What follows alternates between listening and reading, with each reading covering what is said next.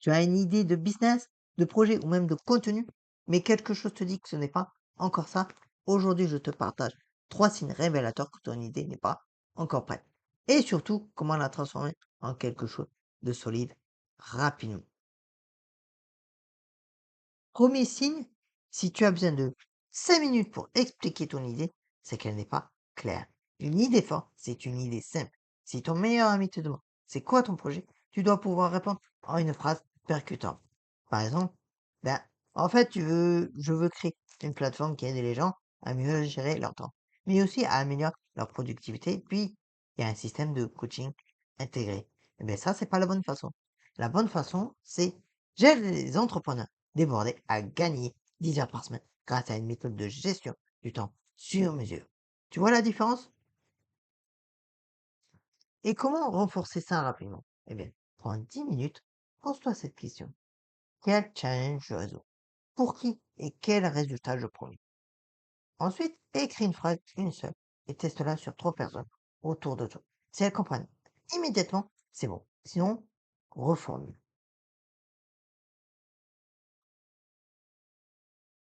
Deuxième signe, ton idée existe que dans ta tête. Tu passes des heures à peaufiner ton concept, à créer des visuels, à imaginer ton succès, mais tu n'as parlé à personne de ton public, personne. Cible, pardon. C'est le piège classique. Tomber amoureux de son idée sans vérifier si elle intéresse vraiment quelqu'un. La réalité, c'est que ce n'est pas toi qui décides si ton idée est bonne, c'est ton marché. Et comment renforcer ça? Rapidement. Eh bien, lance un micro-test dans les 48 heures. Poste un sondage sur les réseaux sociaux. Envoie un message à 10 personnes de ta cible pour leur demander ton avis et essaie de récolter sur les groupes 90 avis supplémentaires.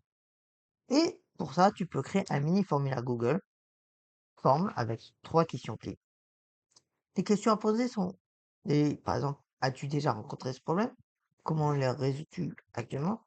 Seras-tu prête à payer pour une solution?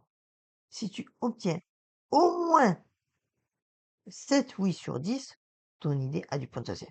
Mais tu fais aussi la conversion avec les 90, donc avec les 100%, avec les 100 réponses. Et si c'est en dessous, tu ajustes. Et le troisième signe, et qui est bien entendu le plus sur moi, c'est tu trouves toujours une raison de ne pas commencer. Je dois encore peaufiner mon branding, attendre d'avoir plus d'abonnés, je ne suis pas assez expert. Soyons honnêtes, si ton idée te fait peur au point de la remettre sans cesse à plus tard, c'est qu'elle manque de fondation solide. Ou alors c'est toi qui manques de confiance en elle. La vérité, c'est qu'une idée qui reste dans les tiroirs ne vaut rien.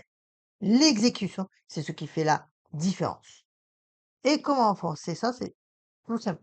Tu appliques la règle du MVP, minimum viable product. Au lieu de viser la perfection, demande-toi, quelle est la version la plus simple de mon idée que je peux tester maintenant? Voici quelques exemples. Tu veux lancer une formation? Propose alors un atelier gratuit de 30 minutes. Tu veux vendre un produit? Crée une landing page et prends 10 précommandes. Tu veux créer du contenu? Publie ta première vidéo aujourd'hui, même si elle est imparfaite. Fixe-toi une deadline courte, 7 jours maximum, et lance-toi. Un petit récap rapide. Le premier ici, tu ne peux pas l'expliquer simplement. Eh bien, clarifie ton message en une phrase. Le deuxième signe, aucune validation externe. Eh bien, teste ton idée auprès de ta cible. Troisième signe, tu repousses l'action. Eh bien, lance ton MVP dans les 7 jours. Ton idée n'a pas besoin d'être parfaite. Elle a besoin d'être testée. Alors, dis-moi en commentaire sur quel signe tu te reconnais le plus et quelle action tu vas poser dès aujourd'hui. Et si cette vidéo t'a aidé, partage-la à quelqu'un qui hésite encore à se lancer. À très vite!